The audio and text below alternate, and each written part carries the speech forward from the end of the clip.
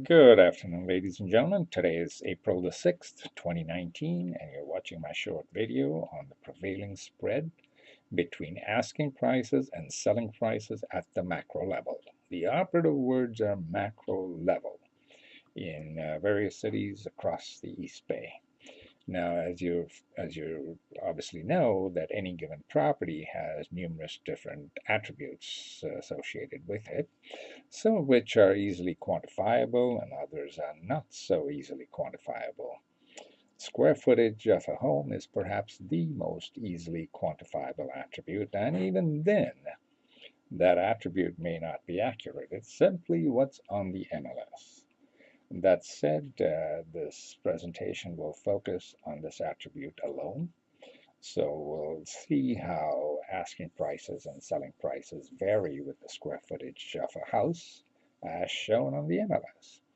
Now, please take a moment to read the notes, disclosures, and disclaimers that you see on the screen so you can best understand the limits of this presentation. And bear in mind, this definitely does not apply to any specific situation or property at any time.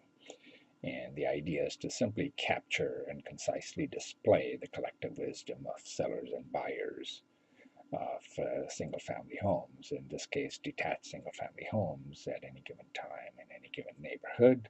And of course, for ease, I'm going to be looking at just the entire city, but surely it can apply to, let's say, for example, the east end of Alameda or the west end of Alameda, etc., etc.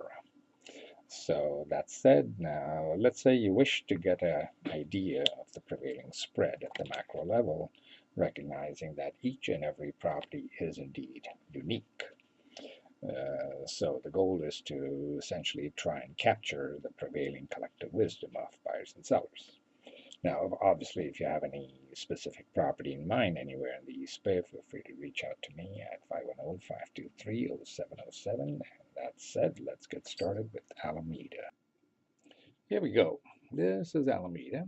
And in the first 3 months of 2019, we have closed 51 deals in Alameda. And we're only talking about detached single family homes. Over here, you've got the addresses of all the 51 properties that have closed escrow in 2019 so far, the first 3 months, and the individual prices, the selling prices of each of the properties, and there's 51. Now, if we take these 51 properties and we go on to the next slide, let's clear this out. There we go. This is what the scatter plot looks like. In the scatter plot, what we have is we've got the square footage of the houses and the selling prices of these 51 houses. And what you've got here are these green stars showing you the various properties that have closed escrow and their scatter plot. So now you look at these 51 stars, green stars over here, and say, well, what do I do with this? How do I make sense out of this? And by the way, this is a sidebar over here. If you were to ignore these market signals, this is where you'd end up with, by the way. This is the volume trend of expired, withdrawn, and canceled listings. And if you'll notice, we're sitting at 886 listings that basically died all across the entire East Bay. What is noteworthy is that we're looking at a 7-year high during this first quarter of 2019. So just keep that in mind. So let's go back to the scatter plot here. And to make sense out of this, what we're going to do is draw a trend line. And here's the trend line. So what you'll see are these two thin dotted lines and the thick dotted line. Ignore the thick dotted line for now and focus on these two thin dotted lines. Actually, they're more important than the thick dotted line. The thick dotted line just simply runs in the middle of these thin dotted lines, and I'm going to keep it very simple over here. But if you'll notice here, what this market is trying to tell us in this entire play here in the first quarter is that, let's say hypothetically you had a 1,400 square foot home. These two thin dotted lines are telling the 95% confidence band. So what that is saying is that if you had a place of 1,400 square feet, then other things being equal, that's very critical, other things being equal at the macro level, on average, you would expect the place to sell in the range of 957 to about 1.1 million. So it's giving you a band, and that band is very critical. So the thick dotted line is basically just the midpoint of those. It's really not significant, really. So that's what it's telling you. Now, obviously, if the place had brand new kitchens, brand new kitchen and there's brand new bathrooms, then, or let's say you're on the lagoon, then your green star would probably be up here above the thick dotted line and probably even above the thin dotted line. On the other hand, if you had a fixer-upper, then you'd be definitely below, most likely below the dotted lines. So really the takeaway here is that for any given size of the property, other things being equal on the macro level, at the macro level, you're looking at this range here of what you can expect the property to sell for. That said, now let's move on to the next slide, which is the active listings. Remember, the goal is to capture the collective wisdom of the market. So here you look at these active listings. Once again, we're looking at Alameda only, and all bedroom sizes, single family, detached single family. And here you've got all these properties on the market. Once again, you say to yourself, like, okay, what do I do with all this information? Wonderful. We go over to the next slide, and here I'm going to turn off the thin dotted lines only because it will end up cluttering up a lot of, you'll just end up with a lot of lines. So here's the thick dotted line only for the sold listings, and now what I'm going to do is add the, bear with me here, I'm going to, let me clear this out, here we go. And now I'm going to add the active listings, and look what happens here. There we go. Here now you've got this blue line with a blue circle that shows you all the active listings in Alameda. And what you'll notice here, obviously, is that, and we can get rid of these bands over here. Let's just get them off to the side.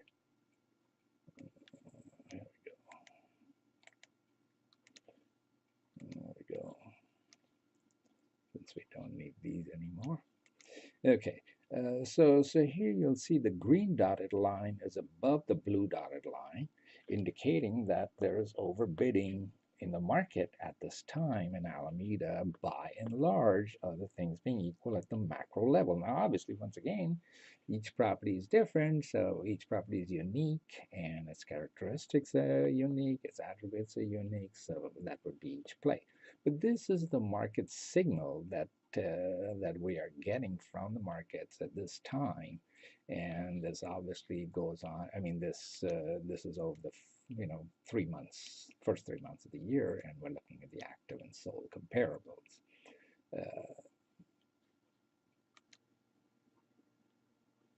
Listings. So this is very enlightening that you're looking at about $100,000 difference between the blue line and the green line. If you look at Antioch now, let's take Antioch as an example, and you'll notice the blue line is on top of the green line, indicating that people are not overbidding in Antioch. And then when you look at, I'll just go down several different cities across here. So let's look at, say, El Cerrito. El Cerrito, once again, the green line is above the blue line, indicating that there's overbidding taking place in this market across the boards, pretty much. And let's take Fremont, for example. And on Fremont, again, you'll notice that the blue line is above the green line. So we're not seeing, we would think, but we're not seeing as much overbidding in Fremont by and large, again, at the macro level. And then when you look at Hayward, once again, the same thing, not as much overbidding there. Newark, let's look at Newark here, for example. Newark, now, Newark is very clearly, look at that, the blue line is clearly above the green line, and we're looking at a spread of about, say this is say 925, that's about say 860.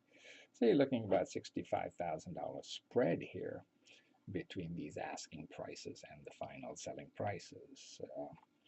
I don't know, did we touch Danville? Yeah, let's see what Danville's doing. Here's what Danville is doing. Now you can always take these outliers and, get them out of the picture. And then let's look at, let's say again, Pleasant Hill and see what that one's doing. There's Pleasant Hill.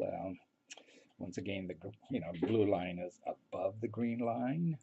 Again, you'll notice that some of these towns are cities are very different from Alameda, and Alameda's got a very aggressive market here, but not so in Pleasant Hill.